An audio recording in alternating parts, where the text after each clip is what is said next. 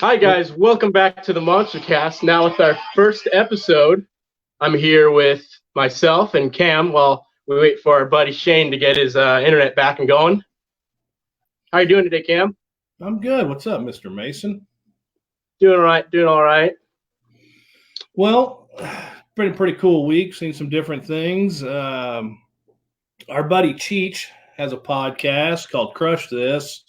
And apparently now he's going live like we are. So it's kind of some cool stuff going on. You ever checked his podcast out, Mason? Oh, yeah. I've listened to a few of their episodes. I love the recent one they did going live with Frank Kremel. I love the shout out that they gave us. It was a great podcast. Lots of good stories. I enjoyed the heck out of it and can't wait to listen for more. And I actually said they want to have you on a podcast coming up soon sometime. So I'm excited to see how that goes out. Yeah, I'm actually supposed to be on either this week or next week. That'll be kind of cool. I mean, for those who don't know who Cheech is, he's actually the crew chief for the Hall brothers, Rammunition.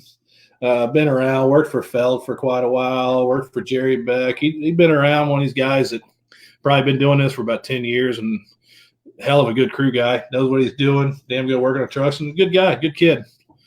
But the other thing I want to talk to you about, Mason, did you happen to check out that, our first cast we did Sunday, kind of our dry run, we talked about the Outlaw virtual monster truck drags. Did you check that out the other night?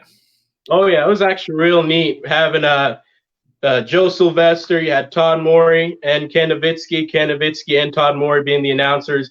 It was a really good show. They had a little bit of latency here and there, some struggles, but they had great lineup. Preston Perez, I know, was in there. My buddy Vincent Ackard, he was one of the little drivers there. They had different trucks, from real trucks to custom ones they made in.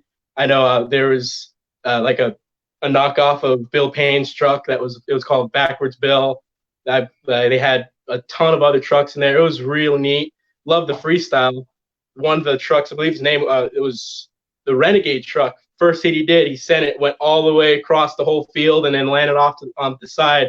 It was a one-hit wonder, but it was still neat to watch. That was one of my favorite runs.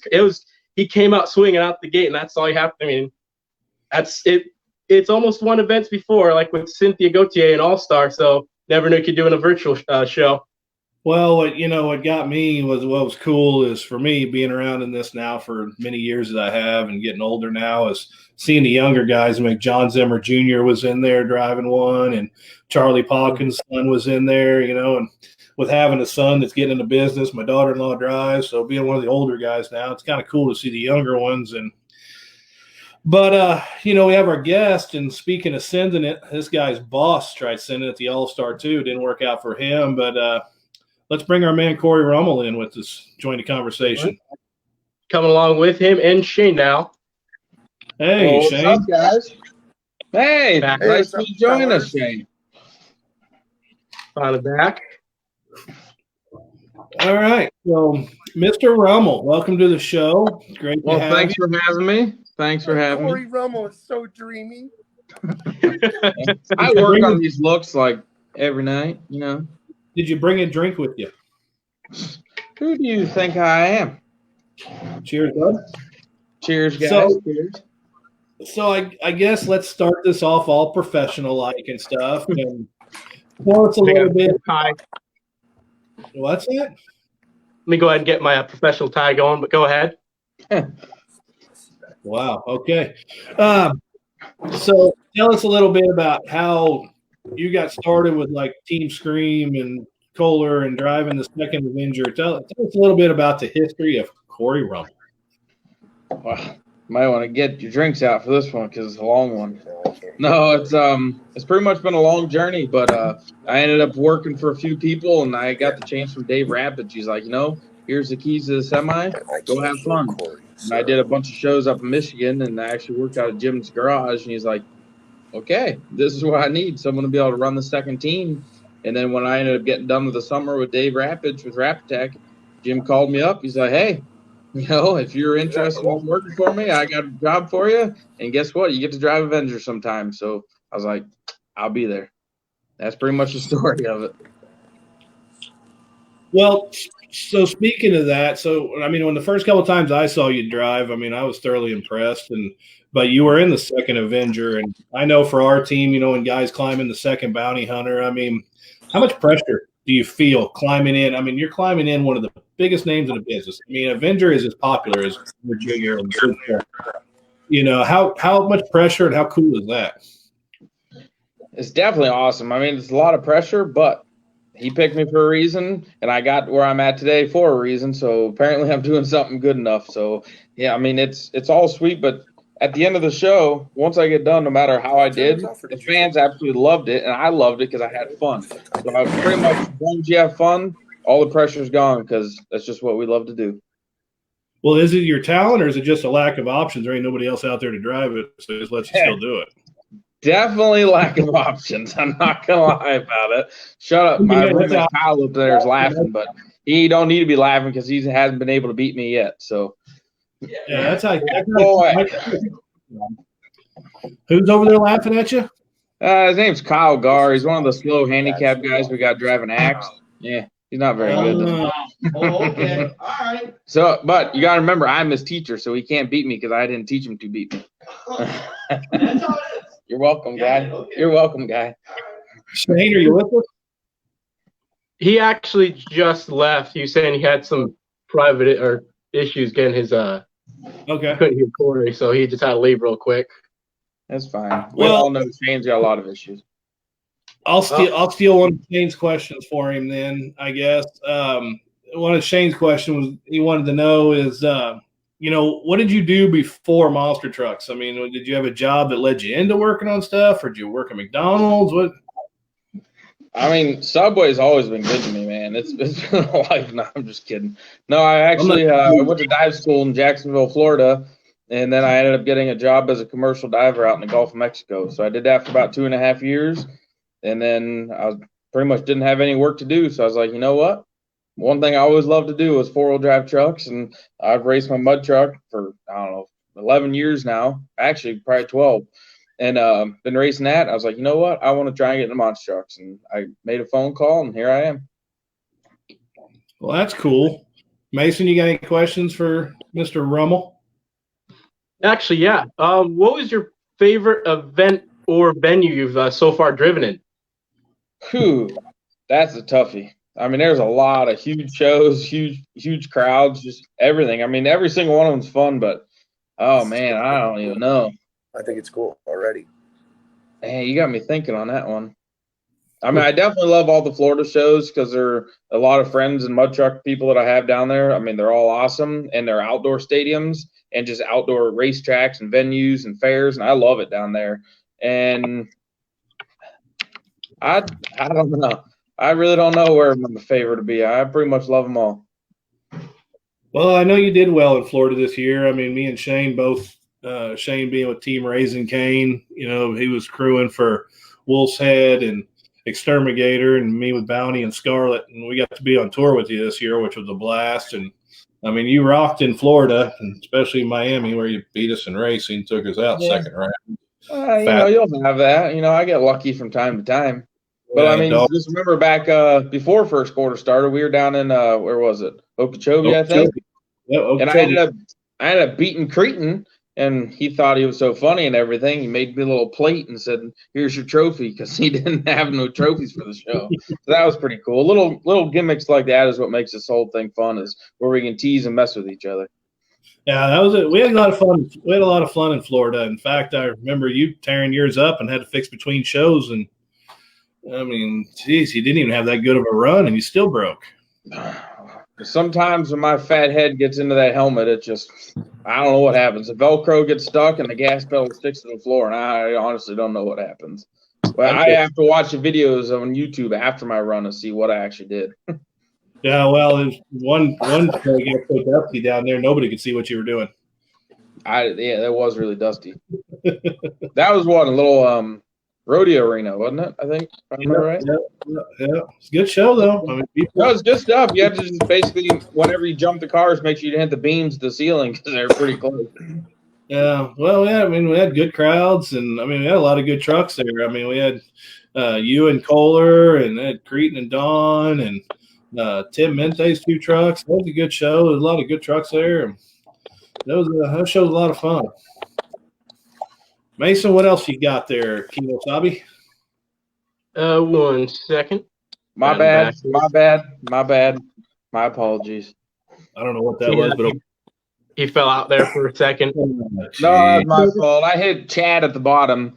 It said 4, and then when I hit back, it just canceled me out of it. Man, my fault. Yeah, no big deal. It's all good. Actually, just to bring it back a little bit, when you were, I think it was a double down back in 2018 when you're in the finals, what was going through your head right before you won? Don't lose. Yeah. I was like, oh, wow, my truck's actually making it this far. That was a surprise in itself. No, I honestly don't know, man. It was, round after round after round. It was going so fast. One time I remember driving back in the pits. I didn't have a chance to back into my pit stall, and they were already yelling at me to go back. So, there was no time to think about nothing. It was just instinct and just pretty much experience, and that's what led me to the win. Well, it's funny you mentioned that, because that's one thing I don't think a lot of people realize is how quick these shows move for us. People sit up there watching, you're watching, if you're in a stadium, you're watching 14 trucks or 8 trucks or whatever it is. But especially with like the Monster Jam series, these shows are going so quick that you don't have time to really sit and think about what's going on. And like you said a minute ago, sometimes you got to go back and watch and see what you did, because everything's just so rapid fire. Just go, go, go. Oh, it is. And it's definitely not just Monster Jam. It's all of our shows. We got, I'll just say 2 to 3 hours pretty much. This is a show. And you figure if you do a racetrack out in the middle, the boonies, I guess. And if you, by the time you get done with racing and you run from the back of the pits all the way to the front to do your trophy presentation, all that, and then run all the way back, you're already pretty much ready to strap back up in the truck and go. So you don't have time to really do anything. And there are a lot of people that help and crew guys and stuff like that, but there's a lot of the stuff that drivers do. So it's like, man, stuff's going, instantly. You don't really have time. Once show starts, if you're going to make it in this industry, you got to go fast, man. That's what we do. Pretty much work as fast as you can, figure it out. Let's talk about the fact that, you guys are kind of synonymous. your whole team, even Jim, both trailers, you guys don't travel with a lot of crew guys. You guys, a lot of times, this year you and Kevin did several shows where it was just you two. How much does that change your attitude going into the show? When you're sitting there going, I got nobody to jump in here and fix this if I got to go do something else or help me fix this. Granted, a lot of guys will jump in. I try to help. A lot of the Feld crew guys all jump in and help us. But, how much pressure does that add to you knowing you don't have that set crew guy with you? It definitely adds a little bit of pressure, but I pretty much trained myself. Just throw it out the window. Who cares? Drive as hard as you want. Get the win or try and get the win, and just don't even care. It is what it is. If it's going to break and you can't make it back, oh, well, it is what it is. You just keep going, man. It's all you can do. I pretty much, whenever I go out there, I'm like, okay, obviously I don't want to break it on purpose, but, stuff happens. But I'm just going to go. I can't baby it through one thing and then, I want to do good in this. I want to do decent in everything. Hopefully I make it through everything. Even if I got to go out in 2-wheel drive, I'm still going to at least try and go back out in freestyle. That's pretty much what we do. We're Team Scream's the best of the, strongest of the trucks in the world. They do break, but even if they do break, we're still going to try and go back out there. Right. Mason, you got any more questions? If not, I'm going to keep on talking here. Actually, I have one question. What's like the best prank you've done at the shop? Ooh, that's a good one. At the shop? Yeah. Who asked the question, Mason? Yours truly. Oh, I thought you were looking at comments. Okay, my bad. Go ahead, Cory. Sorry. Definitely we do a lot of pranks at the shop. Pretty much next to my toolbox, I always have a bag of firecrackers, smoke bombs, stuff like that. So if you go in the bathroom and you don't know what's going on, like Brand's pretty much got it figured out. He goes in the bathroom and he'll put a towel up underneath the door because he knows I'm going to slide a bottle rocket or something up underneath that door. So we do stuff like that all the time. And there's a few other things that I'm actually in the middle of pranking somebody right now. And it's been going on for about 2 weeks and I can't tell them yet. So they'll figure it out eventually. But I don't want to break the secret yet. So But no, we're always pranking each other. I mean, like Jim, he always finds like stupid stuff in like crush cars. Well, he ended up getting just an old DVD. I mean, I don't even know what kind of DVD it was, but he ended up finding it in a crush car, and he kept putting it in my truck. I would go, what is that? And then I would put it back in the shop, and he would find it again, put it back in the shop. Well, I got the smart idea because Jim was building a brand new fiberglass front clip about a week ago, and I grabbed that DVD and I put it right on top of the fiberglass and laid another layer of fiberglass right on top of that thing. And now it's permanently invested into his front clip. So, no, we're always doing stuff like that to each other. Pretty great. Yeah, Shane, do you have any questions for Cory? Yeah, sorry about that, you guys. I had a little bit of technical difficulties since I'm broadcasting from a dirty garage floor in Florida. But so what's up, Cory? What's going on, Shane? You're dreamy, and we all love you. One question that I want to ask, Cameron kind of touched on it about what other job you've had. So your previous employers, you've already answered that. But who's your biggest rival, and not necessarily a teammate, but in a friendly way? Who's your biggest rival out on the track? Whether you're running, in the big show or just a little fair show, who do you want to beat the most and why? Since you've been driving. I mean, there's a list of, man. I mean, I've met so many awesome people in the sport. I mean, when I started this, I had no idea who anybody was. And then be able to just drive years later, there's a lot of people it's like, I ain't losing to you. Now, sometimes I do. But like Mikey Vaughters Jr., I love the guy. I mean, he's awesome. Every time we run with each other, I try and beat him. He tries and beat me. It's just, it pumps us all up. So it's every time I race him, definitely awesome. I love racing him. Like I think it was 2 years ago, I want to say in New York, me and him made it to the final round of racing because we're both decently fast as long as we don't mess up. And we were going around racing, came around that last final turn, and we both just pinned it. And we actually bounced tires off midair because it's like we didn't want to lose. He might remember who won. I honestly don't remember. I think he might have. But it's like I love racing Mikey. He's basically close to my age. I'm kind of the younger guy in the sport. I mean, there's a lot of people younger than me and a lot of people older than me. So it's like I look up to a lot of people. Mikey's been doing it longer than me. So I definitely love racing with Mikey. Right on. Well, cool. Awesome. Another cool, really quick question that I have before we start going to some of our comments that are happening is are you a fan of milk? Do you drink milk? Do you drink chocolate milk, white milk, strawberry milk, that kind of stuff? No, I love my Captain Morgan. No, you don't? No, okay. All right, right on. All right, cool. Well, let's go over here and say hello to everybody on the comments. Is there a way that I could see all these comments or no? No, you're not allowed to see anything. You sit there, be quiet, drink your drink, and answer the questions we ask you. Sounds good. Cowboy Troy. All right. Hey, I'm going through some of the comments myself. How can you see with the goggles on? I have no idea. I'm trying to look at these comments right now. They're pretty big. I'm trying to dive deep into this. We have one from Chris where about everybody's wearing our high vis, but Cory isn't. Well, see, Cory won that whole Technician of the Year award last year. Exactly. So he's upgraded to being able to wear whatever the heck he wants.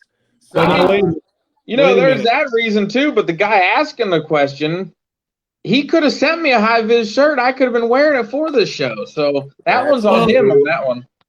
Well, now wait a minute. If Technician of the Year means you don't have to wear the high vis, I'm gonna go take mine off too. But hold on, Karen. See, hold on. Right. You're not the guest here. You're still a worker bee. You're the full-time celebrity. I'm just a fill-in for the night. That's the difference. That's what I was gonna say. And besides You're the only fact reason people here. yeah, you don't like being you're like me. You like being behind the scenes where nobody can see you. Yeah. Well, you can see everyone with those big glasses you're wearing. So. Well, yeah, I'm still looking through some of these comments, but here's a good one from Joshua. Who's your favorite Monster Jam crew chief? Man, that's a toughie. Exactly. You put me on the spot because Yoho's like, man, who's your favorite? But then can't. Ah, man, I got a lot. You know, That's all right. You don't have to pick me just because I'm sitting here because I know that's the truth. So who's number 2? here's a loophole. Me. Since I work on my own truck, I'm a technician. I like myself. Oh. How you like them ones? Come on, you got to do better than that. I mean, with all those guys out there, I mean, your Stancils and Parker and Howie Dog. Come on, one of them guys. I mean, you can pick a favorite. Yeah, I can't pick a favorite, man. There's so many of them. I love them all on an equal status. Yeah, man, I have to make a comment on that, Cory, because your media training is impeccable, my friend. How's this? That is the most politically correct thing that you could have said without ticking anybody off, bro. That was perfect. Well, they're all my friends, so I'm not gonna say I love this guy more than this guy because I'm like, well I'm not a sissy. I'll say it flat out. Howie Dalton is a god in my eyes. I cannot disagree with you on that one. Cannot disagree with you. Yeah, Howie Dalton, and only because in 2000 and good God, long ago, when I did my very first show, Howie Dalton was there, and that guy bailed my ass out because I didn't know how to work on a truck. And I'm not a lot different than I am now, but yeah. So Howie Dalton. So I don't care what you say. You can be all politically correct all you want. Howie Dalton is a god. I love Howie, but also I won against Howie last year. Because he asked Brad. Brad was going like when we were at Monster Jam World Finals. He was actually like, "Hey, I'm going to the store to get some snacks." So he went across the street, got an ice cream, and Howie's like, "Get me an ice cream." So he went over there. He got it. Came back up in the pits, and then Brad was looking for Howie. Couldn't find him. Kept looking for him. Whatever. And Brad's like, "Hey, man, here's ice cream starting to melt." So I started eating it. And then Howie came up. He's like, "Where'd you get that from?" I was like, "Oh, Brad gave it to me." He's like, "That sucker, you're supposed to give it for me." So, no, I love Howie, but I definitely got his ice cream that day. Well, and you got to clear that conversation up. That didn't sound that clear. It was more of a word my ice cream. Yeah. Whipping the old rat tail out. Where's my ice cream? That sucker done took mine. What else you got, Mason? What else we got going here? Well, going actually back to the Young Guns. When did you find out you won Young Guns? Because Brandon red lighted and your trans blew up. Did anyone tell you, or are you just clueless? I was absolutely clueless because when I was going down, I could feel my trans was basically gone because everything I do on my truck, it's just like your daily car. Like once you drive it so long, if you feel something, you're like, well, something's wrong. But I knew the trans was gone, and then I was like, all I got to do is finish the race. I didn't know he red lighted. But all I do is finish the race, and then as soon as I crossed the finish line, I seen the red lights up ahead, and his was red. I was like, oh, I won. And then I seen on the big screen, and then that's when I whipped around. I'm one of the few that don't run headphones in my truck. I don't really like talking to people just because, I love talking to people, obviously, because I can't shut up. But, like, I hate talking to people in my truck because I want to hear the truck. I want to feel it. I want to hear it. If all I hear is quiet, because once you put the earbuds in, it's so quiet. Now with these mufflers things that's a whole nother story. Once you run those things, I just don't like it. I like to hear the noise. I don't want to feel the truck. I just want to drive. So when I came around and seen that, I knew I won. Nice. One good one from Gio. Hey, Cory, Twin Peaks in Anaheim called. They said they want you to pay for that beer glass you broke. There a story behind that? Oh, that's a great one. I was there for that. Yeah, one. You were there for that one, Shane. Yeah, okay, literally, we were all, working on trucks, whatever. Like, Twin Peaks is like walking distance. We all went up there to eat, and I ordered a beer. Not a big deal. I literally grabbed the mug, didn't do nothing, didn't slam it down. I literally just picked the mug up, and the bottom stayed on the table, and the mug came up, and everything just dumped right on the table. Flooded the whole table. We all had to move over. I don't know. That's just my luck right there. I literally just picked it up, and the bottom stayed on the table, and the mug came up. So, yeah, and I actually have a video. I didn't get the action of when the glass broke, but It was like one of those, 20 ounce, the ones they call large, but it only fits like a regular beer. And I have the video of when we called the waitress back, and I was videotaping it, and Cory set the glass back up, and it was all set there perfect. And she's like, "Do you want another beer?" And he's like, "No, this one broke." And he lifted it up, and the expression on the girl's face is priceless. If I remember right, didn't she say like, "Oh, that happens all the time"? Yeah, it was something like that. They tried to play it off, sorry, sir. Sorry, sir. I didn't mean for your beer to spill, but yeah, it kind of sucked because we were all sitting there enjoying our drinks, and Cory had to wait. It took him like 20 minutes to clean it up with them little teeny tiny napkins that they use, and all that. That was a good night. That was the beginning of a decent hangout dinner at Twin Peaks for sure. I mean, there's so many good times on the road. I mean, we all go to dinner. I mean, I don't even know how many times we go to dinner and we just, mess with each other. So it's basically the funnest thing ever, especially when you start doing like photos of all our family dinners, if you know what I'm talking about. Yeah. That's we're gonna have to go beyond what is it? We'll have to go after midnight for those shows and do after hours with Cam Mingus. But wow, that's funny. Creepy. Well, another thing I want to say too, Cory, our 2020 season got cut short. Unfortunately, you were on a fantastic run, man. You were so competitive. Everybody, you went out there and you burned it down right at the right moments, man. You were points contender with all the big guys, keeping up with everybody.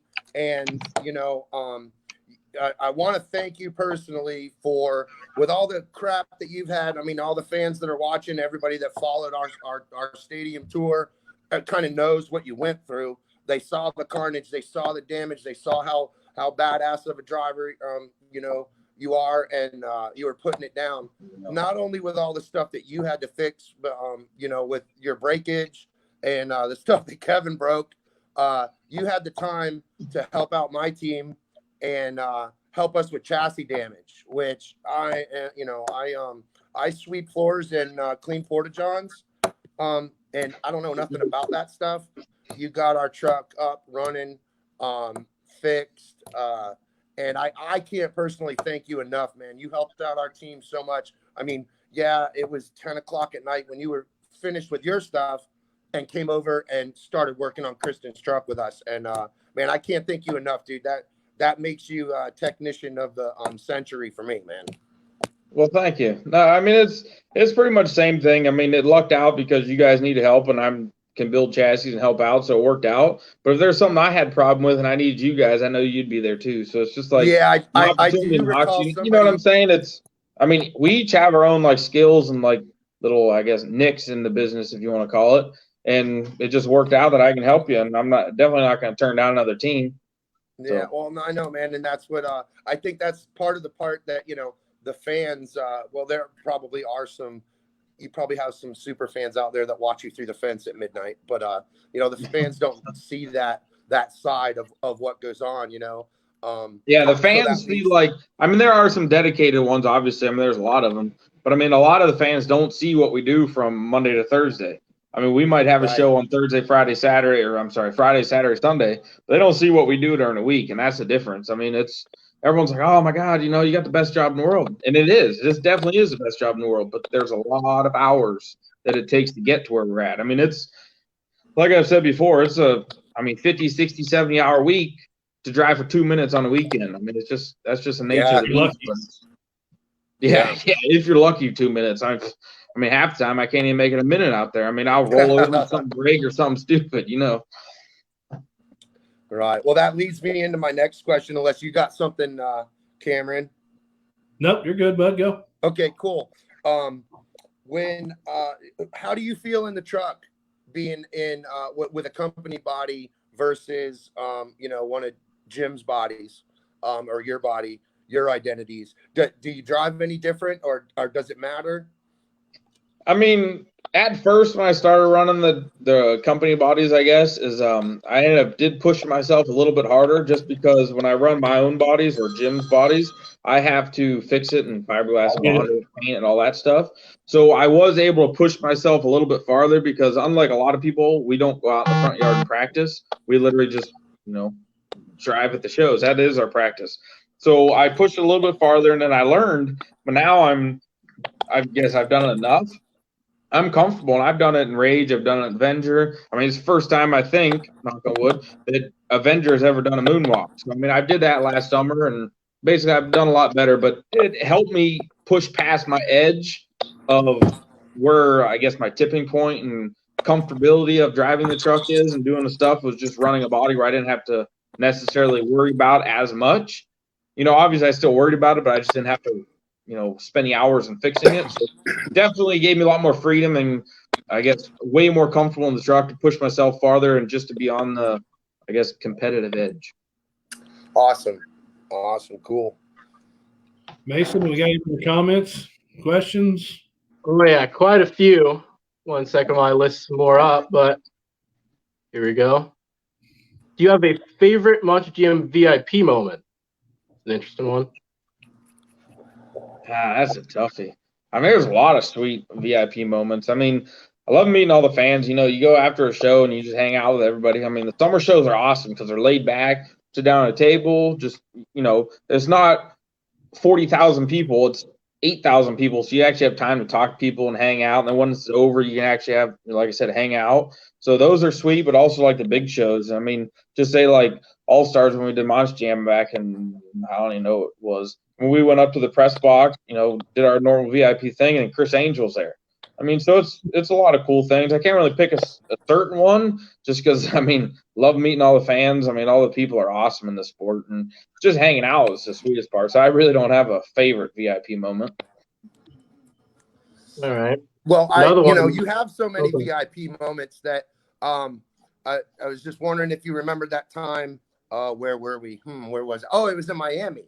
Yeah, in Miami when I had to step in for you and do that interview for you. Yeah.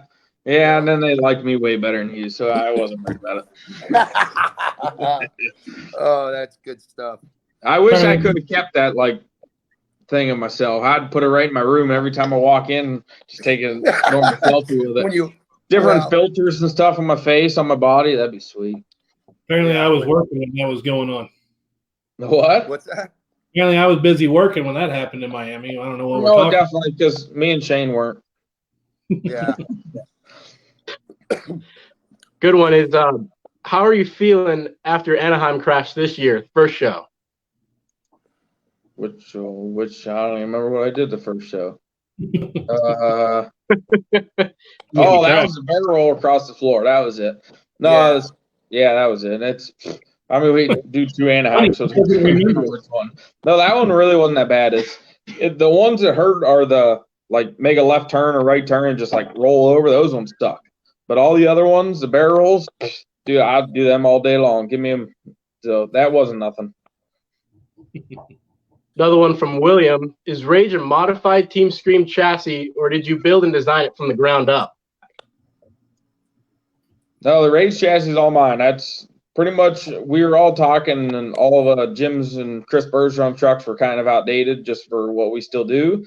So the one I was driving was the original Brutus truck, and it was so outdated. So I basically built a whole brand new one, built it the way I wanted to, built it low, built it wide, built it fat and heavy because it's nice stuff.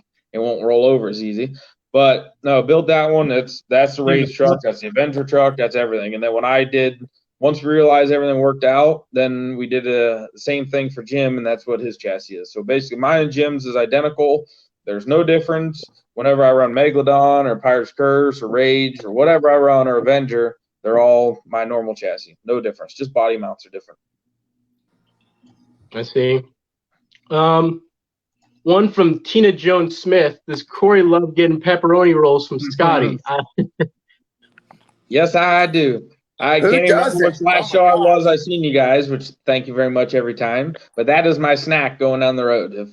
during the show, like when we're all running around doing stuff between shows, we don't have time to go eat, which is a normal circumstance. I'm eating those pepperoni rolls. I absolutely love those things. All right, I got one. This one comes from another badass crew guy. He's got the luxury of being a fly-in crew guy. Mike Langford with Oil Racing asks, how did you mess up the ramp in your trailer in Glendale this year? Well, bad luck basically just does everything. But no, our trucks are so wide because I think we're pretty much the widest housing axles of everybody out there, and there's like maybe a half-inch to spare on each side of the trailer. And well, when I do what I do and everything's all wadded up, and I try and drive it in the trailer 2-wheel drive, it pretty much clips everything. And that was kind of a band-aid for when I got the trailer. And with this whole Corona crap that's going on, I'm going to basically redo my whole walls, floors, do everything, and make it the way I wanted to, because now that I actually have time. So that won't happen again. So that just translates you're going to spend a lot of Jim's money. Yeah, it's not mine. Might as well spend his. You spend your Jim's money, I'm going to spend my Jim's money. I'm not allowed to spend my Jim's money. I just let him spend it, and I put all the stuff he buys on. There you go. Yeah.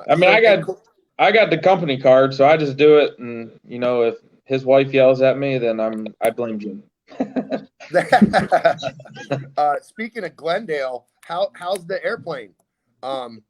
You were flying the airplane every second that the battery was charged there in Glendale. You still got it? Did you crash it yet? Did it get I lost track of how many times I crashed it, but she's good to go. I actually, with all this Corona stuff going on, I've been doing like some 3D printing and stuff. Well, my plane actually, because it's sitting on a table, I wrecked it finally, and I destroyed the front end. So I've been trying to rebuild it on 3D printer, and I actually got it. I just haven't finished it yet. Hold on a minute. See, look at that. See, whole brand new front end. I just got to put it and glue it on there. Look at you. Jack of all trades, master of absolutely not a thing. This guy is a jackass of all trades. He can do everything. Except drive. Can't do that. Well, let's talk about road stories. So, what's your favorite bar in this country? I know I got mine. Well, pretty much every single bar I've been to in this whole entire country. Because every city we go to, we all go to every single one of them. No, we covered a lot. Man, I don't even know. You guys keep asking questions of like we keep doing all this stuff. So, it's so hard to pick one thing. Yeah, but see, I have that place. I have mine, Cherry Pit. That's what Kyle, my roommate, was just saying. It's like we all go to Anaheim, go to the Cherry Pit, and I absolutely love the Cherry Pit. It's a crappy little dive bar that is so fun and it's awesome. But there's way more than just that one. There's so many. For some reason, that one just, I don't know, maybe because I've been there more than anywhere else in the country, but actually, I got a funny story about Cherry Pit. I was there last year. I was there with John Zimmer and Steve Thompson and other people there, and I wanted to go smoke a cigarette. They wouldn't let me take my drink outside. So I went. I heard about this. So I went to the back door, and I stood with my right half of my body outside, my left half of my body inside, my cigarette in my right hand, and my drink in my left hand. So I lean out the door, take a drag, and lean back in, take a drink. And the people that own the place and work there did not find it near as funny as the people I was with. They did not find it humorous at all. So they usually don't. The difference in us is this is what we do, every weekend that's what we do. We go and hang out with everybody. So to us it's funny and normal. To them it's like, who are these oddballs coming into this thing thinking they can do stuff like that? So yeah, we're definitely a different breed of people is all I can say. Yeah. Well, we definitely helped our coffers go up for the month. Yep.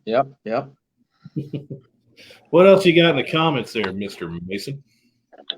Actually got one from, I think we might all know this guy, old Kyle Gard. How much fun did Cory have changing the drive line and the toter in a parking lot?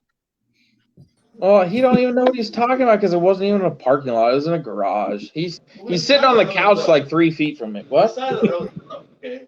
So you had to get underneath there and look. On what semi? The green You had one. to get under there.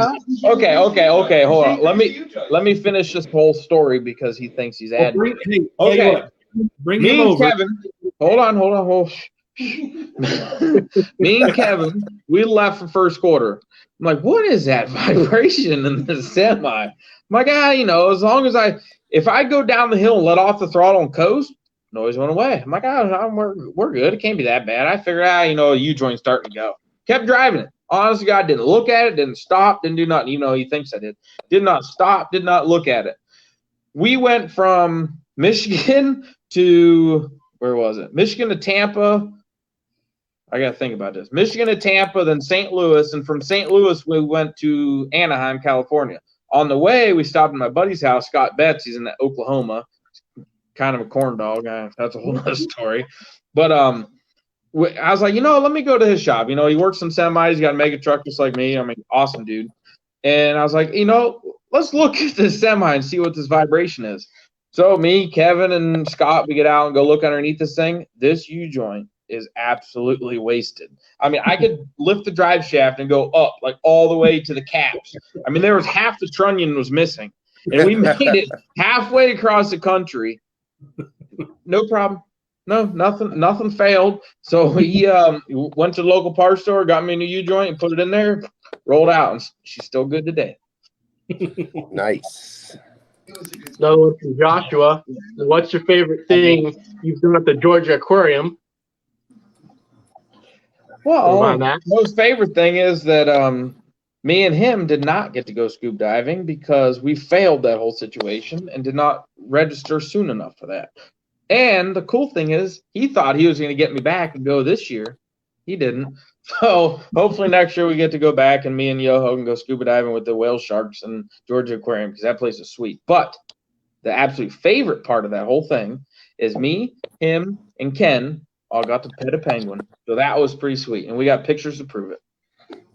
You got pet a penguin. Now, that's not code for anything, right? I mean, you legitimately pet a penguin, right? Oh, yeah, definitely a straight up penguin. Yeah, oh, the real deal penguin, like straight up 100%. Another one from Kyle now. Talk about your mega truck, Cory. Have you ever thought about making a new one? Hey, is he going to sit on the couch and just keep messaging, or is he going to walk over here and just talk? Well, he did once. I told him to get away because the camera don't want to see something that ugly. No, he can come over. It don't matter. This is Knickerbocker, or like young little crew guy. I know. I can see who's asking the questions there, Cal. Just breathe a little bit. You got to yell at the young kids all the time. How about with yeah, he's actually way older than me. He's like 20 years older than me. So, Wow. It's like I'm Jim. I'm 65 now. Yeah, you're Jim. You're 65 years old. No, I've thought about building a new mud truck, but the problem is like everyone with all these big monies, man, they come out and it's like, I want to buy this, I want to buy that, and buy a big motor, big all that, and then, yeah, they do sweet out there, but it's like, I want to still go out there and whoop their ass with my basically 12-year-old mega truck. So there you go. Everyone's got all these fancy things. I mean, you look at my truck, she is beat. I mean, there are so many bubblegum welds because that's where I learned how to weld. So when I originally started, that's, I bought a Harbor Freight welder, a build my own exhaust. I mean, I started building everything with just Harbor Freight crap. And I realized this ain't going to work. So that's where I got started. So you see in my truck, you'll see a bunch of bubblegum welds. Those are mine, but the newer ones are also mine. So I would like to build a new truck, but I don't know when I'm going to. Well, I saw the chassis of Wolf's Head. Your welds haven't got that much better. No, they definitely have not. We got CJ Jacoby. He's commented twice now. I'm going to reverse the comments because it'll sound a little better for this awesome TV show. How does it feel hitting jumps in reverse? And do you think we'll see more reverse moves in 2021? I don't know if anybody's going to see anything in 2021, first of all. Great work going. We can't even do anything. I mean, hence the reason I'm in my freaking dining room.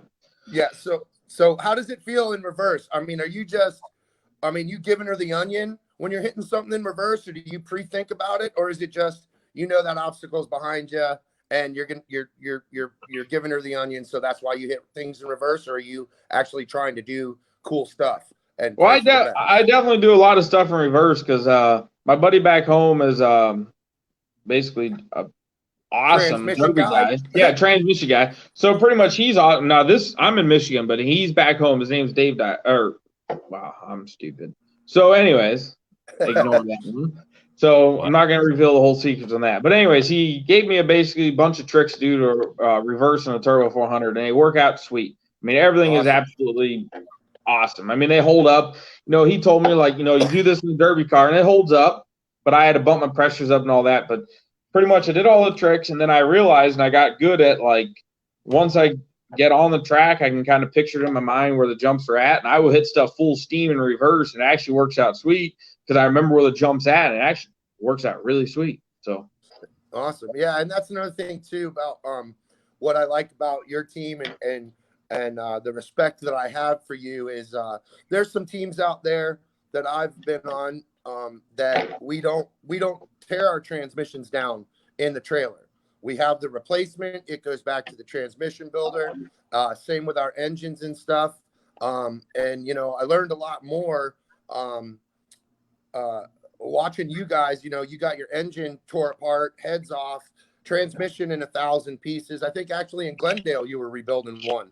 And that's another thing, man. I got to give you a lot of respect and a lot of props on that, man, because I don't see one of the few teams left out there other than Two Extreme that does all their engine work in their trailer in a parking lot all over America. Well, you kind of have to, and I've had a lot of good people that taught me this. Like Jason Diver back home, he's helped me with transmission. Rich Bewick helped me with transmissions. He's our local sponsor guy.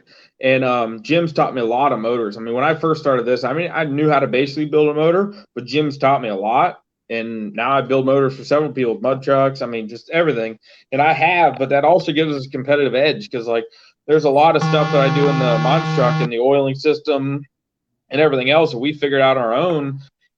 So it's like it works out because, like, the transmission also, I've learned how to do the reverse to make it stronger. Not too many other people have. So it's like I can do that myself and get the competitive edge and go out there and do better than some people just because I was able to rebuild in the trailer. Like I think when you said Glendale, I realized my pump pressure was way low. It was like 100 pounds low. I'm like, well, this is going to be stupid. So I basically rebuilt the thing and got it back to 100% before it failed me in the show. So that helped me. Other people don't have that. So they wouldn't even have a clue. They go out there, their transmission failed in racing. Now most of us are good enough where we change it. But, like, you might lose the transmission racing and not be able to come back for two-wheel just because you had to change the transmission. But I was good enough to rebuild it beforehand, and I'm good to go. So that's the difference. All right. Hey, Mason, you see the question there from Crew Mom? Oh, yeah. From Dawn. Yeah. Nice one. Yeah.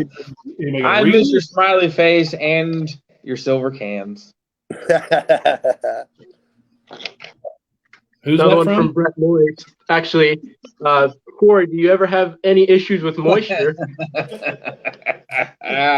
No. When we got this one guy, can't remember his name. He always comes to these shows. He's like some super fan. He always like takes pictures and all this stuff. No, whenever he comes around, we're all moist up, man. We're all good. Brett Moyes, you do sweet. Yeah, first word that comes to mind is bubble gum. Speaking of that, we had a caption contest.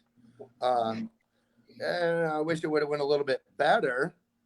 But Cory, you recall the picture, right? You saw the picture that we put up for our caption contest? All right. So first, explain when the picture was taken and what was really going on. Well, what really was going on was at Dennis Anderson's Muddy Motorsports Park, and that's in September, like second week in September. I go there every year. I've gone there for 8 years now, or I think this is I can't remember. So I've been going there for like 8 years, and I was actually a race pass. And I ended up making the turn, and the tire hooked on me. I rolled over, landed on the cage, goosed it, and saved it. As the first save I ever did in the Mega Truck, and then went and finished my race pass. So that was definitely just halfway through a race pass. Oh, halfway through. That's the real story. That's the real story. That's the real story. All right. Well, go ahead, Mason. You have the comment there. Do you have the picture? Yeah, 1 second. taking a little bit of time to go up. In the meantime, you mind taking over for the questions there, Shane? While you're looking for it, I'll read off all the comments that we got on, all the captions that we got on it.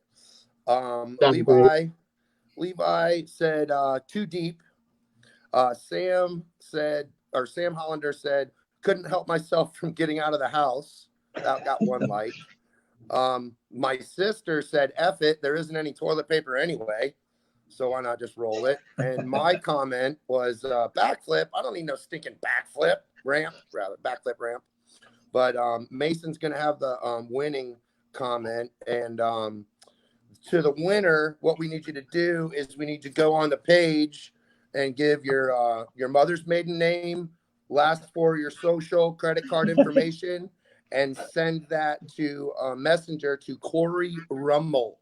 And date of birth. Date of birth. Date of birth. Yeah, we need the date of birth too. Send that to Cory Rummell, and he will buy you he will send you a nice prize for winning our caption contest. All right, 1 second while we bring up the picture of the crash right here. Okay, yeah. And so our winner, and our winner for this contest is none other than Dan Dahlgren. There we go. Superfan Dan. Dan the man. Super Dan right here. All right. Where that backflip ramp goes here a minute ago. Got a good few 5 likes actually. So congratulations to Dan. Good man. That was a good one. I love Dan. He's a good guy. Him and his family.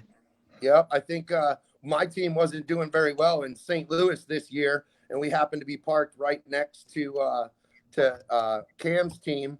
And if it wasn't for Dan's crock pot, I don't think I would have made it, man. The old pulled pork, man. That's what fed us all, man. He's been cooking us and catering for a lot of shows, and when he's there, I know we're eating good. I believe I worked on a lot of trucks that weekend. Yeah. We were all jumping around. We had chassis damage and that was a bad damage, and that was a bad weekend. That was a bad weekend. Luckily, St. Louis is one of the cool stadiums where we can be indoor and parked with all the semi-trailers and everything, so it's not horrible, but it still sucked. I mean, I think actually St. Louis, I was welding my transfer case gears back together that weekend. Yeah. You were having driveline issues then, and we had to park the semis outside, and it was like, I think the day I left, it was like 14 degrees or something. The old Peterbilt was not happy for a while in the morning. No, it was not. The truck. Yeah, that sucked. I mean, that was horrible. But yeah, I remember we what was it, after pit party when I drove my truck off and I felt something. I was like, this ain't right. Something's messed up. It was actually locked up on me. And I ended up pulling back to the pits, and we pulled the transfer case out. Me, Jeff, and Kevin, we pulled the transfer case out, looked at everything. Everything was fine. The only thing we found was a washer that was gone, disintegrated. So I think it broke and got chewed up, and that's what locked up.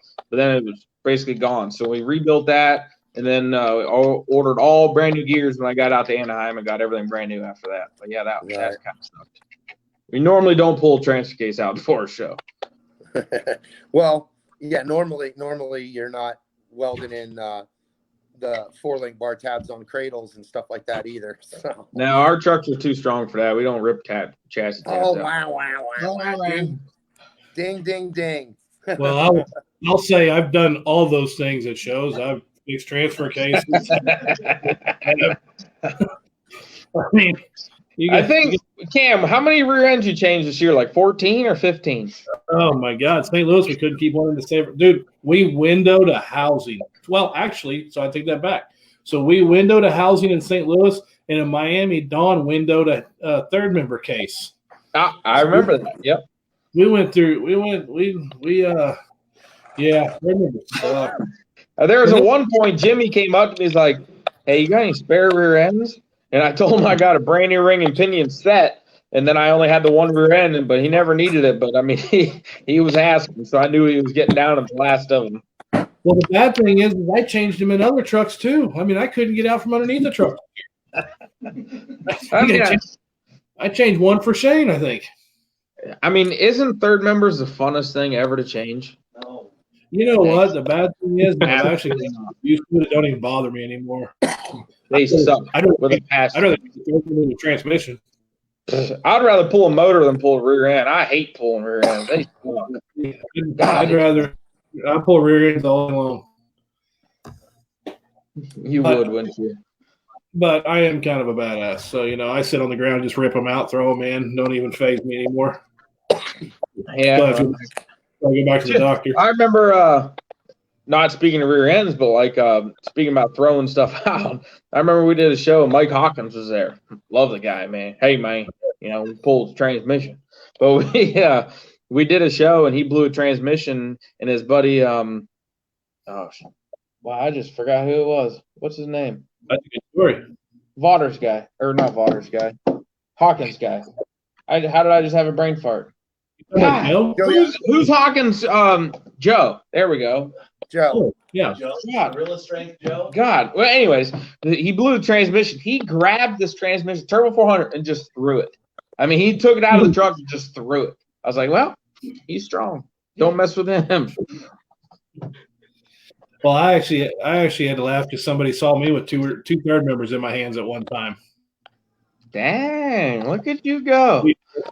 When we did that crew challenge, remember that years ago? You did it too. It's the year I beat you. Not in the rear end challenge. We whooped you on that one. It was the tire up challenge. You beat us because you guys run these stupid rims, and that's what messed us all up. We had the trophy in the end, but when we did the third member challenge, I actually was pulling one third member out. I had the other one in my hand already, and I tossed one with one hand and threw the other one with the other. Yeah, I did. I don't think I threw it, but I definitely grabbed it and just launched it, a little bit away. But no, you're definitely the man, Cam. That's why we all love you, because you are the man. You weren't ours. Hey, you two. Mason, put up all 4 squares, bro. Hold on a second. I've been sitting here for the last 3 minutes listening to you two technicians of the year. Mason and I, there ain't nobody that can do tire pressure and fuel as good as us. So you can talk about throwing rear ends around all you want, man. It's all about tire pressure and fuel. Am I right? Mason, we're badasses. I don't give a shit what these two guys say over in the corners over here. Yeah. It's all about tire pressure and making sure top lube gets in the drum. If you mess that up, imagine how your show would go. Imagine. Just imagine. Well, to really throw you for a loop is we don't run top end lube because that's for sissies. And tire pressure, we don't even do tire pressures because our tires leak so freaking bad. As long as the rim's off the ground, we're good to go. So how's that working out for you? That's why I should have just kept talking, because that is true about both of those things that I know about your team is worry about as long as our trucks are leaking and our tires are leaking, we're race ready. That's all we need. There you go. Stops dripping, you're out of fluid. Time to fill it back up. Yeah, when it stops dripping is when you have an issue. Hey, I've owned a Volkswagen since I could drive, and that's the rule of Volkswagen. If it's not leaking oil, you're out. Yeah. So I get it. Oh, let's go to. Oh, it says Mason's an expert with zip ties. Chris Bowman. Yeah. With all the rollovers we had this year, last year, I've had a professional now. I've had to steal from I don't know how many people. Ooh, here's one. Mason the zip tie god. Oh yeah. Here's one from Dan. Dan's actually on here commenting, asking if Mason knows about a gas cap. No, not that I know. No, hey, Mason, if you do need to know anything about a gas cap, you can ask Cameron. Cameron has, I think it was last year or the year before. Dawn sent him. It was the year I started. An instruction pamphlet on how to do the gas caps on a monster truck. Isn't that right, Cam? I went 12 years and never left the cap off a fuel cell, and then I did it in Houston to Jim's truck once. That's yeah, you're never going to live that down. It's very, very, very unacceptable there, Mr. Cam. Well, I've done it twice. So. Here's the thing. It's Jim's is different. Everybody else's just goes in, locks, twist, lock. Jim's you have to screw on. There's threads. I was adjusting valves. I was getting yelled at probably. wasn't paying attention. But the thing is I was able to diagnose the problem the minute he hit the first jump and the truck looked like a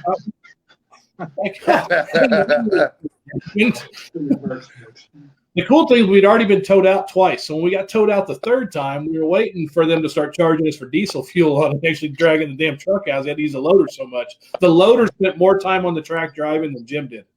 But what you did not have a problem with is what me and Jim had a problem with in All-Star Challenge out in Vegas. We both ran out of fuel in intros. I made it a quarter of the way on the track. He made it 3/4 of the way on the track, and we both ran 100% dry on fuel and shut off. Now, how does that happen? How does that happen? I don't know. Nobody turned the truck up. It's Kyle's fault. No, it's He's not over my there. fault. It was like Chris's fault or something. I don't even know. I mean, we were all busy. Me and Jim were in pit party. Someone forgot. It is what it is. Who cares? But yeah, we both ran out. I shouldn't have blanketed that question. I just wanted to ask how that happened to you. Not saying that it hasn't ever been done on our team. But the team that I've been running for, one driver, it seems that it's harder to keep fuel in the truck because it's upside down all the time.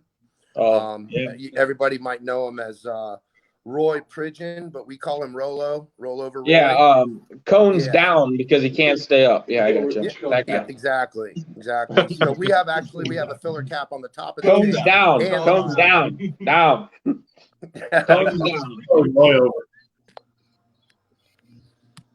Mike Nugent asks why Mason's playing with a stapler.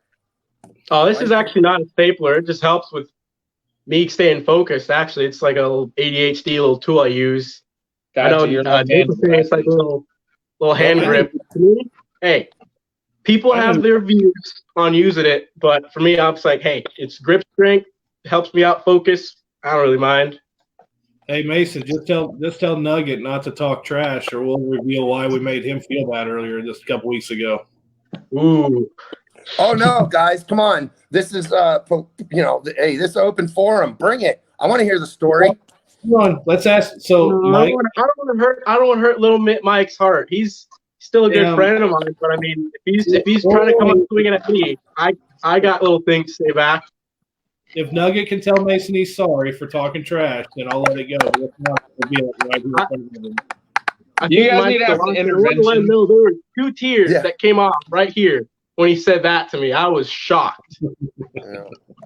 Yeah, I think Cory and I are just along for this ride. I know Mike, seen him around and stuff like that, and he's actually hit you up a couple of times now on the comments here, asking you how many quarts of gear oil go in the engine and stuff. That's gonna be a story for another day. Really, hold on. That's a good one. But as soon as Kyle comes back, I got a good one because I'm gonna make fun of him. Okay, all right. You know, like a planetary only takes like 2.5, 3 quarts somewhere in there. Yeah. He filled it to the brim. Ooh. Hey, Mason, you know about that, don't you? As soon as he comes back, he's smoking cigarettes. As soon as he comes back, I'm gonna make fun of him. It'll be all right. Well, I definitely know about that. Don't feel bad. I rebuilt every corner on Iron Outlaw one in December. Had everything nice, and all of a sudden, all the trucks were leaking. All the corners were leaking. And I don't put my shit together to leak. I make myself. Well, it turns out, somebody, even though I handed him a bucket that said 2 quarts, that had a line on it for 2 quarts, he thought that meant 2.5, 3, 3.25, just, whatever. Every one of them overfilled. But it was amazing. You took it out, you put 2 quarts in it, nothing leaked. It was amazing how it worked out.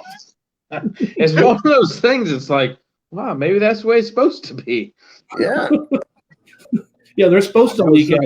Dude, we're in the shop. Hey, here, speak of the guy. You outside. Okay. All right. This idiot, that guy. Wow. So he's like, man, something must be wrong with this funnel because the gear oil ain't going in this thing anymore. Like, what is wrong? Dude, we're looking at everything. I mean, making sure the hole's open. Everything's open. It's like, why? There must be an air bubble in there or something. He's like, I swear I only put like maybe 2-3 quarts in this thing. There's only a little bit left in the bucket. Like, dude, I don't know. There must be an air pocket. This was a 14-hour workday. I had already came to the shop. Breaking my In my heart. defense, I remember In his my defense, he first failed part-time job. because I had him pull the planetary off and it filled the entire drain bucket because he had it so friggin' yeah, full so I to the refilled brim. it the correct way, but it was a long day, all right? That's Okay, one so of it two says, major mess ups that he did. I also left Jim's front diff cover or diff Three. oil fill off in the middle of the show. 3 now because that what he's In San saying, but Antonio. also about him landing on the brakes and snapping his spindle off. Come on, don't bring that up. What was that? Yeah, he basically hit a jump for wheelie contest and got scared apparently, Don't lie. and nailed the brakes and landed on the brakes and broke spindle off. It didn't. That's not how it So that's definitely how it happened. I mean, it might not be why it happened, but that's definitely what happened. Yeah. So it appears, guys, that Mikey is. I've never shit my pants as much as Cam and Mason made me a few weeks ago. And Mason, I'm sorry, I love you. That was the cruelest prank I've ever had pranked on me. Cam and Mason made me have the biggest anxiety attack of my life. Well, we might have to readdress that and get Mike on here one of these next nights to hear about that, you guys. Because and I'm kind of offended that I wasn't a part of that. Thanks for including me in there. But another good road prank that we did, and I think I can't remember. Shane might have been on the team or Cam was on the team at the time. I can't remember. Sometime at a certain show, somebody ended up putting a toolbox in some handicap crapper. Oh my God, that's one for the record books. And has he ever? We don't want to mention any names right now. That's a whole nother topic. But I don't even know who did it. I just heard rumors of this. Oh, I know who did it. I know exactly who did it, and I'm just wondering if the prank ever got the prank back for that one. Because that one, I mean, that was fucking classic. We were talking going on Nest Cam to look at overnight video to see what happens. I mean, there was somebody that was part of that whole team that tried getting the other people back, and they ended up doing it, and they got caught. They ended up putting they used a forklift or whatever it was, used a forklift and grabbed one of the porta potties and put it in front of the side door of someone's semi. Right. And the owner of the track seen this kid do it and yelled at him and made him put it back. So he tried to get somebody else back, got him in trouble, made him put it back for the prank he tried pulling on somebody else. Oh, yeah. Well, let's just go ahead and tell the story. I mean, we'll leave out names. Okay. So pretty much the story is somebody was out in, I don't know, it was Vegas. It was Sam Boyd. Vegas. Yeah, it was Sam Boyd. Yeah. Yeah, so it was Sam Boyd. So pretty much big cluster went on. Everyone's freaking out. And I heard rumors someone couldn't find their toolbox. So we're all everyone's trying to figure out what's going on. Well, someone stole someone's toolbox and found the handicap porta crapper and unbolted the whole one side of it and rolled their toolbox in the side of it and then bolted the porta crapper back together.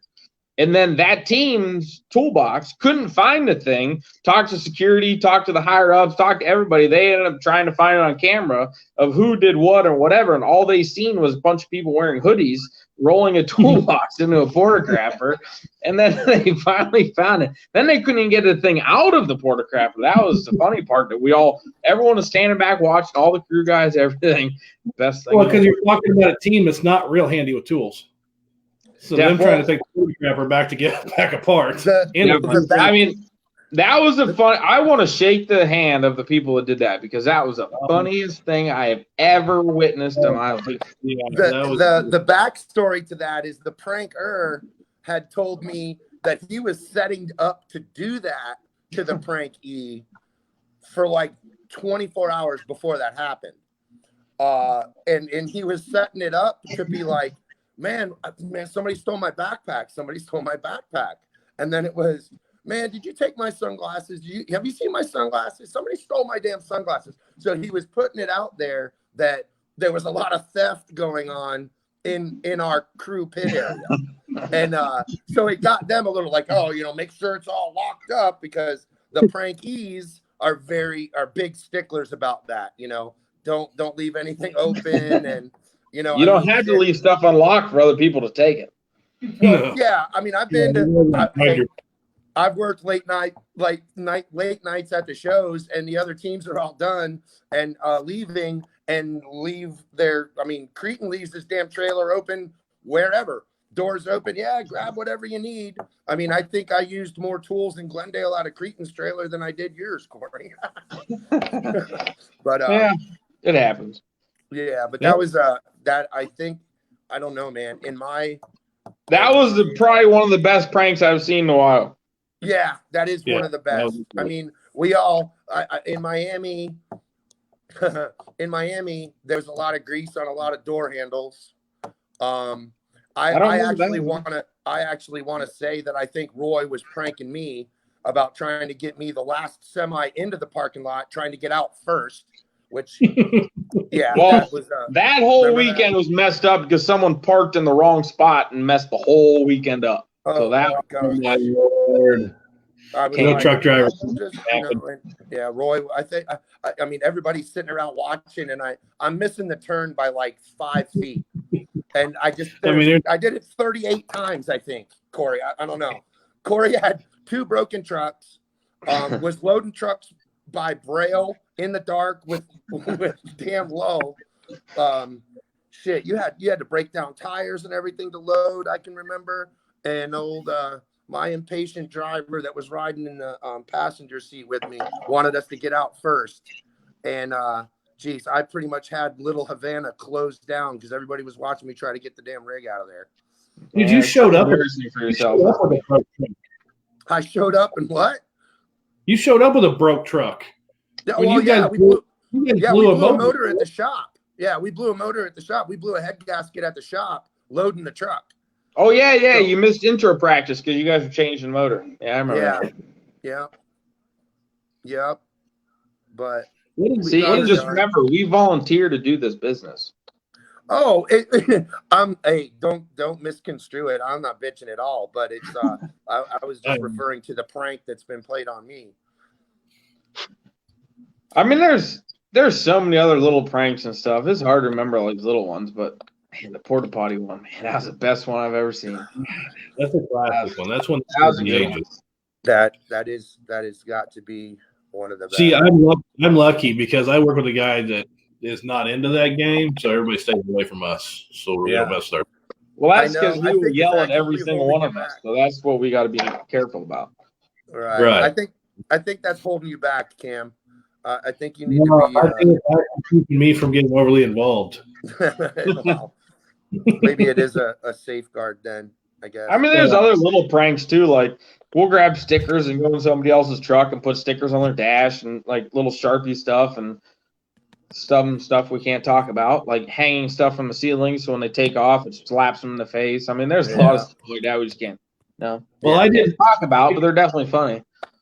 I did one to Shane Freed years ago. We were at a show, and I took duct tape, and I climbed in his cab, and I completely duct taped his whole rear steering switch.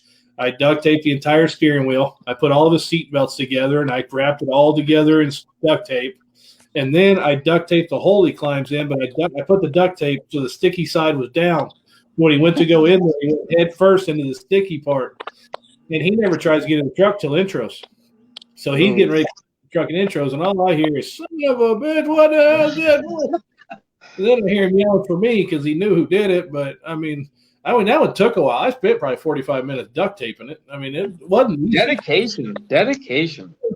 Well, if you're going to do it, well, you might as well do it. Because it all started, it's always like everything else. It started, I'm just going to put some duct tape on his rear steering switch. And then I'll put a little more. And then I'll put you know what? I'm going to duct tape the steering wheel. Oh, you know what? Even be better. And it just kept escalating from there. So one good one that I've come up with, but I haven't been able to do it yet because obviously we can't go to shows right now because we're all like sick and whatever stuff. So I got the 3D printer, like I said, and I need to make a little, adult thing, I guess is what you want to say. And I'm going to make it about that tall with about a 1/4-inch hole in the middle of it. And I'm going to glue it on people's rear steer handles, right on their toggle switch. If you know what I'm talking about, You know, Oh yeah, like yeah. last summer. Oh yeah. I've seen him at bachelorette parties on the straws. Right? Is that what you're talking about? Yeah, Yeah. those Yeah, exact things. Yeah. he So has I made them already. I've already made a batch of them. My buddy sent me a file of it, and they make them for valve stems, where you can thread them on valve stems. Well, needless to say, I unthreaded a couple people's valve stem caps around here and put those on there in place. I just, looking out for the trucks, making sure no dirt gets in a valve stem. So I'm good. Yeah, that's better. I thought our little prank was funny. Speaking of valve stems and stuff like that, we put a bunch of little red Solo cups all over the lug nuts on Hawkins semi one year. Yes. And they made it all summer. He didn't lose one. He blew a steer tire in like Arkansas on the way to Nebraska or something. He blew a steer tire, but every one of those red Solo cups stayed on there. So, and guess what? Those red Solo cups probably stayed on way better than the stupid chrome little lug nut caps we put on there now. Yeah, the $4 caps that you buy at the truck stops. Yeah, you're right. Mason, we got any more comments? I got a few. One from actually Nick said that he remembered how Tyler put a zip tie on every single bar of Cory's truck at a show. No. That was me and Tyler that did it to Brian Wright's truck. That was good stuff. So me and Tyler, we had a big prank war that whole weekend. That was pretty good stuff. But me and Tyler Menendez is who I'm talking about. And me and him got a bunch of zip ties. I mean, we went into Brian Wright's truck and we zip tied everything and never cut the ends off. Just let the end of the zip tie hang out. And I mean, they were on steering wheel, dash bar, windshield bar, up inside just to climb in. I mean, there was hundreds of zip ties just sticking out everywhere. So that was a good one. So then another one was Tyler's messing me. I can't remember what he did, but I was in the back and one of the tech guys got chicken fingers from the concession stands. He only ate like 2 of them. So I was like, I got an idea. So I grabbed one of the chicken fingers. I climbed up into Tyler Menendez's truck and I got zip ties and I zip tied the chicken wing to his steering wheel, one of the spokes of the steering wheel. So he didn't even see it until he got out there and started running, and he started laughing, he said. And he did his whole entire freestyle run. That chicken wing was still on his steering wheel. That was good stuff. Barbecue chicken. That was good stuff. I just thought of one. Go ahead. No, go ahead, Kim. I just thought of one we did years ago when Mike Harper built his Outlaw truck. He actually brought it to our shop, and we finished it. He had started building it, and we finished it. Well, his wheelie bar welds in. It's just one big round tube, and then the wheelie bar slides in and welds in. Before we welded it in, we actually took 2 ball bearings out of a Rezepa, and we put one in each frame rail because this frame rail is open from front to back. Yeah, I've heard that. So then every time he jacked the truck up, all you'd hear, dink, dink. Drove him nuts for 2 months. I heard someone did that to Alex Blackwell's truck, the old Pirate's Curse, when he originally got it done. Someone did it and put Rezepa balls in the chassis bar. And he said every time he did a wheelie, you hear it ding, ding, just like you said. And he said they actually jacked the truck all the way up. Howie would probably remember because he was probably involved in this whole thing. They said they jacked the truck all the way up to let the ball bearing get to the back. They drilled a hole through the chassis, put a bolt in there, and welded it so then the ball bearing couldn't come out of the thing. That was their best way to fix it without cutting the powder coat and everything. Oh, that's great. That's good stuff. I can remember one. I was crewing for Roy, and we were running with Hawkins guys, and it was at, I want to say it was at Alabama Speedway or something. It was at a little dirt track, infield track, and someone found a dead bird in the parking lot and put it in Roy's seat. Ooh. So, Roy gets in there before the show, to set his belts, and he finds this dead bird in his seat. And he didn't say anything to anybody other than me. He comes through and he was like, we got to put this in Yasko's truck in Red Solo. And so we went and we put it on the dashboard on the bar for the steering wheel. So it was like a little tree, air freshener. We zip tied it up. There's damn birds hanging there like that. It's flat as a pancake. Still had a couple of feathers left on it. Well, they all go out there and they do their intros. And how y'all get out at summer shows and they wave to the crowd and they do their announcements and stuff like that. Right in the middle of everything, Yasko comes running up and just throws it through the window, and it exploded into dead bird feathers all over Ice Cream Man's cap. And honest to God, I have a video somewhere where if I wish I could mix it all together, because Roy's commentation on the radio, it was like we were watching Ricky Bobby race. Feathers are flying out the windows, and Roy's just screaming, "I got feathers in my mouth," and he's spitting on the radio while he's doing his freestyle run. It was one of the funniest times with Roy that I've had. That's a good one. I'm speaking of the dead animals though, like obviously you can't beat that one during Monster Show. That's just great. But me and Kyle, we came up with a good idea. We think we're gonna get a like roadkill from the road and go tie it to someone's bumper and let him just go about his day and drive around, which no one drives anymore today anyway. But whenever the stuff all gets gone, tied to the bumper of someone's vehicle, so when they wake up and drive to work in the morning, they got some dead animal being pulled by a rope behind their bumper. See, yeah, we now, do that I wasn't a dead animal, but someone had a fuel jug go missing, and I found it.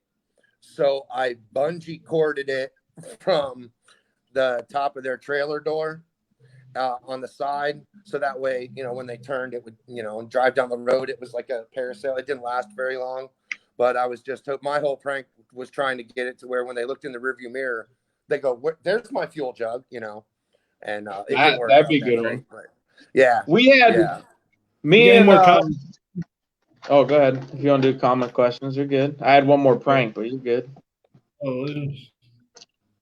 Actually, no, I was going to go on and say one more prank from the B team side to Extreme real quick before we went back to comments. But yeah, was it Cam that was trying to say something real fast? No, go ahead. Oh, yeah. So this one was actually, back in Portland. So it was the last week before we're all quarantined out. And it was our practice day. We had trucks all readied up. We got up in the morning. All we had to do was just do some body work. We all met up at the rig in the morning. I was asking all the guys, like, "Hey, where's our new guy?"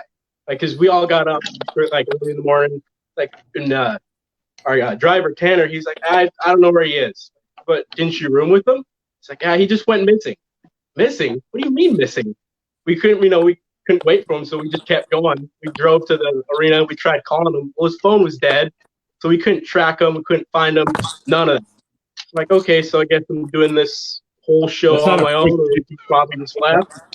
But I was like, I want to do something when he does come back, because I know he's eventually he left his stuff in the trailer, so he's gonna have to come back. So I started thinking to myself, okay, so there has to be something I can do to get at him. Of course, at least an hour before practice started, he finally came back. He was just in normal dress pants, dress shorts, everything. "Sorry, guys, I woke up super late." Like, "Well, where were you?" Like, I don't know. I just got in late. We're like, okay. So, changes. So in my head, I'm like, I know what I'm going to do now. So as soon as practice was over, we finished up for the day. We got trucks all set up for pit party. We went back. I went on my computer. I went on Photoshop. I made like 5 different lost poster designs. I had a headshot of him, and you put just his face on a bunch of like lost puppy posters. It's like, "We lost our crew guy. Can you please call him at this number?" But the number I put down was his own phone number. It's like, this is the last place we saw him, I think. And I had to play for the rest of that day. We went to like a restaurant all together, and he was like, "Hey man, sorry I was super late." I'm like, I was pretending like he still wasn't there because I had like acted out like he's still gone. And I play like with Austin and Tan. It's like, "Yeah, I haven't seen a guy all day today. Like, I hope he's all right. Like, he's not lost, or hope he's at least eating something." And he's like, he's messing with me now. Well, sure enough, the next day we're all on the rig. We go to track. We're just getting stuff ready for pit party. Well, while we finished up, our drivers are doing the autographs for pit party. Well, that whole time, I had all the posters that had like 5 or 10 all across the arena. I got our event manager, a bunch of crew guys. We started putting them everywhere on the trailers, on like the entry into like the into the arena. It was awesome. Like he kept like, he kept picking up the posters as I kept putting them down. He's like, I know you're doing this. I'm like, dude, you're back. I thought I lost you. I thought you were gone and dead. You're alive? Yeah, I have all your 10 posters here too. And he showed me every single one. It was like, this is funny, but I guess I kind of deserve it, but you can't do that again. It's like, well, I mean, just don't leave him behind and won't bring any more hell on you. But I got more from him whenever the stunt's over. For that, so that's Are what. we done? What's that? Sorry, I dozed off. Sorry, I just like to be a storyteller. No, but we actually have one last one from Joshua. And is Cory planning on running the Monster Truck Throwdown if they run this year? I plan on running Monster Truck Throwdown as long as they run, and then I might need a crew guy. I think his name's Josh Wannabe Yoho, something like that. I can't remember his name. But yes, I want to do Monster Truck Throwdown because there's a lot of sweet shows. We get to have some fun, and I love running for them. Yeah, Elliott shows are a lot of fun. How long have you known Elliott? Since you guys are both up there in Michigan and the old Asian sensation. Yes. I've known him for a long time. I mean, I raced when like I said back an hour or so ago when I talked about Rap Attack driving his truck, and Elliott actually sent me a picture of me driving Rap Attack, and that was the first year I ever drove, the summer and everything. And I think that was the first time I met Elliott, and I love working for him. And cool little dude, and awesome. Love the guy. God, I remember him before he even was a promoter. Back when he was a super fan? Oh, no, he worked for Felt, and years and years and years ago.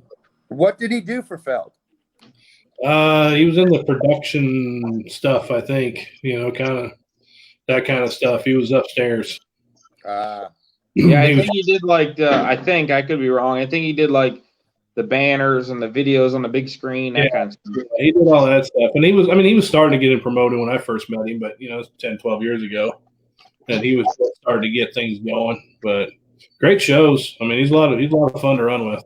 Oh yeah, relax, have fun. We do what Monster Trucks are actually made to do, is have fun. And that's the best thing. I love Elliott. Yeah. All right, guys. Well, I think this has been a hell of a first show. I think it's gone well. Anything else you guys have to ask for Mr. Cory Rummell? No. My amazing looks. Nope. My overgrown hair because I can't go to a hair place and get my hair cut. Just everything's all cattywampus. Just have Kyle do it. No, I want to live.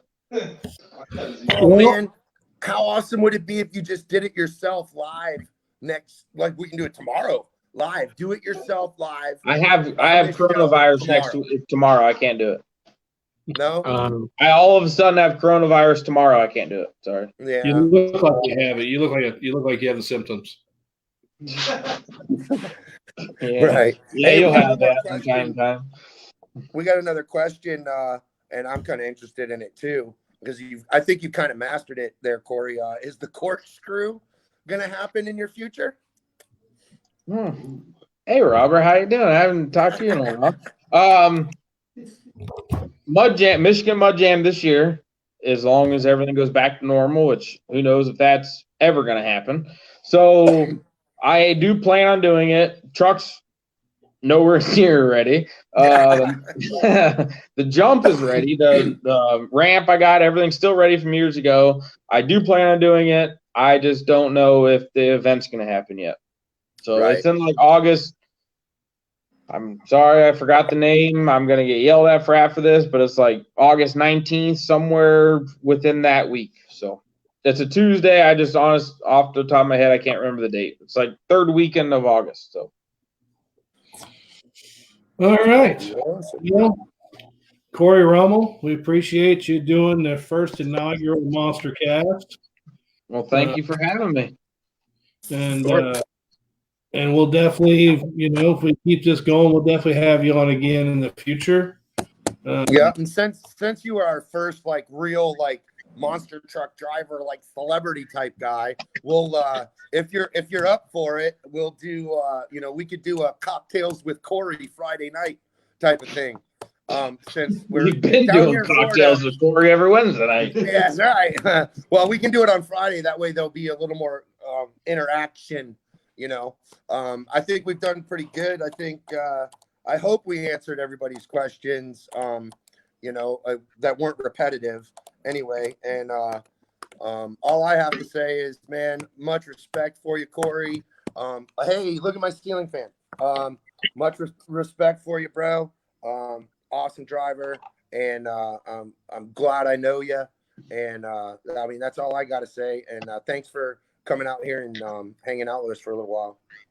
Oh, no problem, man. Thank you guys. I love everyone. Love hanging out with everybody. It's absolutely awesome. You know, in the words of somebody, I'm not going to say a name because Kyle's going to make fun of me. Nicest guy in Monster Trucks is what I was told. That's right. Wasn't my words, but I'm claiming it. That's what I'm saying. So, no, love having you guys. Hopefully, I can help you out. Hopefully, we can make this thing sweet. It's awesome hanging out with everyone and talking with everybody. Love it. Yeah, and just because we're going to be posting this up on YouTube and stuff like that, we're going to get all that stuff. We're going to go streaming live and some other different things. I'm having some technical difficulties. I'm going to be working on helping engineer the show with Mason, and that way, you know, Cameron can be a little more in charge of, you know, kind of what's being said. We're going to got some really cool things coming up in the future. And Superfan Dan, don't forget, we're going to need your social security number, date of birth, credit card, all that. And your pulled pork recipe. And pulled pork recipe. Right. Ooh. And, I'd rather have that than his credit card number, I think. But, you know, congratulations to Superfan Dan. Yeah, I guess that's all I got. What you got there, Cameron? Well, I just want to say once again, Cory, thanks. Shane, Mason, great job. To everybody that watched and commented, we appreciate everything, and everybody keep watching. We'll be doing this every Wednesday. You know, make sure if you got anything you want to see specific on here, make sure you send comments to the Facebook page throughout the week, or comment mine or Shane or Mason's page. And each week we're going to try to keep making better. So just want to thank everybody for watching. Everybody stay safe, and we'll get through this, and hopefully we'll do shows together here shortly. And wash your damn hands. That's all I can do. Right on. And well, everybody else says it, so I figured I had to say it once, so you're good. Yeah, right. And guys, one more thing. Sorry. If you've liked MonsterCast's page on Instagram and on Facebook, if you want to get live notifications on when we go live to do this, to be a part of the show, make sure you follow the page and set it up in your notifications. Tell your because we're going to be doing some more caption contests and giving away some more prizes and stuff like that. And we'll have Cory post up a picture on all of his social media of what prize he's going to send Superfan Dan. And just to let people know, next week we'll have good company on here, so it'll be another good show next week. Oh my gosh, I'm so excited! Who's good company? He's just going to be good company. I'm just saying, it's good company to have. Okay. No, I got you that. No, I got it. I had to think a little bit for that. I got it. Yeah. Okay. So since he put out the riddle, hey fans, hey guys, hey, go ahead and make a comment on make a post on what your guess is on who our good company is going to be next week. Yeah, so. All right, guys. Well, thanks everybody for having us. Awesome time. Have fun, guys. Okay, and hey guys, we got to work on the closing because this has lasted like 10 minutes. No, how about that one? Because you keep talking. I know, I can't shut up. Keep it going. Man, that's a good ceiling fan. You guys, all three of you have actually. Dude, all three of you. Mason, shut it off. Okay. Hey, you guys want to see the guy that can't beat me? Yep. Bang. Yep. Oh yeah, he's gonna get beat though. Can't beat me. Can't touch us. Da-na-na-na. All right, guys. Thanks for watching. Yeah, thanks for watching, man. I'm out. Thanks again, Cory. Talk to everybody tomorrow. Yep. Peace. See